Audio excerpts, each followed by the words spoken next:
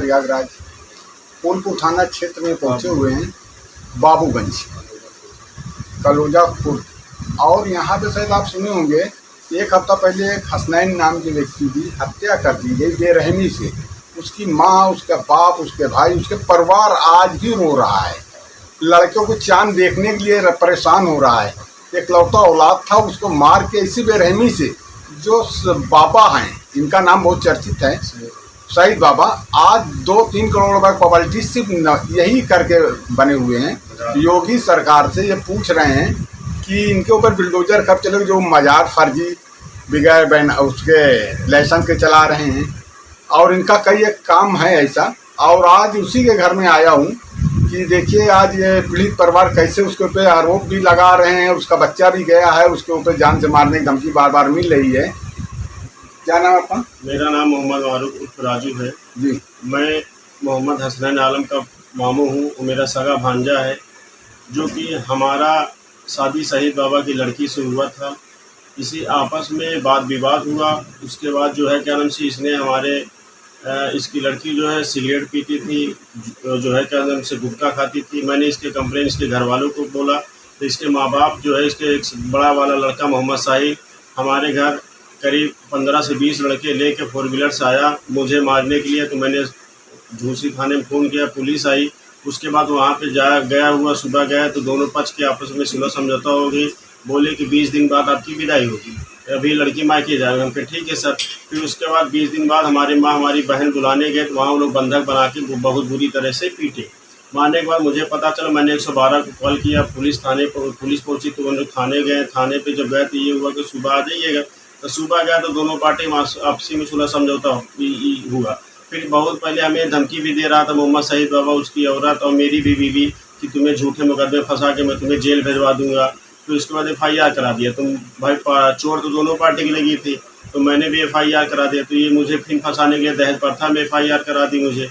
फिर उसके बाद ये धमकी भी देता रहता था कि तुम्हें और तुम्हारे रिश्तेदार, तुम्हारे जितने भी घर परिवार वाले हैं, एक एक करके सबको नस्त नाबूद कर दूंगा। इसका बाप मोहम्मद सईद बाबा और उसका लड़का मोहम्मद साहिल, ये सब आए, उसकी माँ की किस्मतुन्निसा आए दिन हमको धमकियाँ देते रहे। तो अभी पता चले ये 13/10/2025 को हमारा भांजा जो है कि सब्जी लेने बाबूगंज यादव चौराहा पे गया था।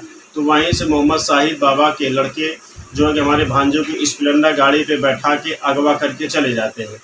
तो जो कि अगवा किए उसका CCTV फुटेज में भी है। तो मुझे मेरी बहन ने फ़ोन लगा के बताई, तो मुझे पता चला। तो मैंने फ़ोन लगाया तो बहन बताने लगी कैसी ऐसी बात है, हमारा लड़का मिल नहीं रहा है। बहुत रोने लगी। तो जब बहन हमारी ढूंढ रही थी, रो रही, तो गांव वाले ने आया तो बताया कि तुम्हारे बच्चों को शहीद बाबा के लड़के लेके गए। हालांकि शहीद बाबा के बच्चों को आसपास के लोग सब लोग जानते हैं। तो जब पता चला तो हमें बताने लगी। तो हम तो सीधा इनको फूलपुर थाने भेजा। मेरा भाई भी गया साथ में, वहाँ पे तहरीर दिया इन दोनों के नाम। भाई लोगों ने बताया कि शहीद बाबा के लड़के ने तुम्हारे बच्चों को किडनैप किया, लेके जा देखा हुआ हूँ। तो उसके बाद जो है कि मैंने दोनों के नाम से तहरीर दिया गया। तो फूलपुर थाने में, तो थाने ने ट्रांसफ़र किए चौकी को। चौकी आए इधर उधर, मतलब देखे दाखिल कुछ मामला को। तो मैंने ACP को कॉल किया, फिर गंगा कमिश्नर को फ़ोन किया, फिर इंस्पेक्टर साहब को फ़ोन किया। तो बोले कि ठीक है बेटा, मैं FIR दर्ज कर। तो ये 14 तारीख को FIR मेरी रात में 11:30 बजे दर्ज किया गया। तो उसके बाद जो है 14 के FIR दर्ज हुआ। तो पुलिस की बहुत लापरवाही थी। अगर चाहता तो मेरे भांजों को उसी दिन खोज के कहीं ना कहीं से बरामद करा जाए। हमें दिलासा देता रहा कि मिल जाएगा, तुम्हारा भांजा मिल जाएगा, जहाँ कहीं होगा मिल जाएगा, ऐसे हमें दिलासा देता रहा। फिर उसके बाद 15 तारीख को सुबह जो है कि उसकी लाश धुर्रवा नहर में मिली थी। तो हमें पुलिस वाले ने ना हमारे बहन को ना हम लोगों को सूचना भी नहीं दी, जो कि गांव वालों के माध्यम से हम लोग को पता चला। तो मैंने वहां पे गया हम लोग। तो वहां पे जाने से पहले हमारे भांजे का लाश को पोस्टमार्टम के लिए स्वरूपरानी भेज दी। फ़ोन किए कैसा तुम्हारा भांजा स्वरूपरानी गया है, वहीं जाओ मेडिकल करवाओ। हम लोग को पुलिस ने जरा से इत्तला भी नहीं दी, न जानकारी दी, कोई कार्रवाई भी नहीं की उनके खिलाफ। हम चाहते हैं ये जो है कि मोहम्मद सईद बाबा ये 376 का मुलजिम है। इसके ऊपर कई संगीन अपराध भी लगे हैं। ये हिंदू भाइयों का धर्म परिवर्तन करवाता है।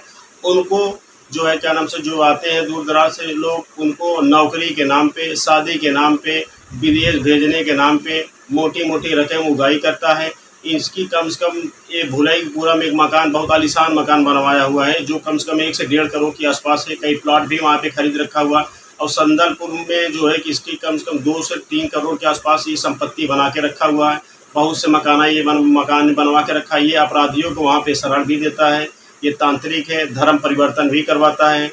हम तो योगी आदित्यनाथ से यही चाहेंगे हमारे भांजों को न्याय मिले, इन जितने भी अपराधी इनको कड़ी से कड़ी सजा मिले। इसके घर मगर फिर भी आपके घर पे पुलिस आती है ऐसा? और हमें वो पुलिस जो है कि परेशान इस समय कर रही है। नकली पिस्तौल जो है उसी का फोटो ये लोग वीडियो बना के हमें ज़बरदस्ती मुकदमे में फंसाना चाहते हैं कि अगर इसको मैं फंसा दूं तो केस हल्का हो जाएगा, फिर उसके बाद जो है क्या कहते हैं कि ये जेल चला जाएगा, कोई इसका पैरवी करने लायक नहीं बचेगा। आए दिन हम लोग को धमकी वगैरह हमारी बहन को, हमारे घर वालों को दे रहा है कि केस वापस कर लो, नहीं तो तुम लोग को जान से एक करके मार दिया जाए। कल भी पुलिस गई थी? कल भी मेरे घर पुलिस गई, मुझे बहुत परेशान कर रही है, झूठे मुकदमे के चक्कर में फंसाने की केस में लगी हुई है।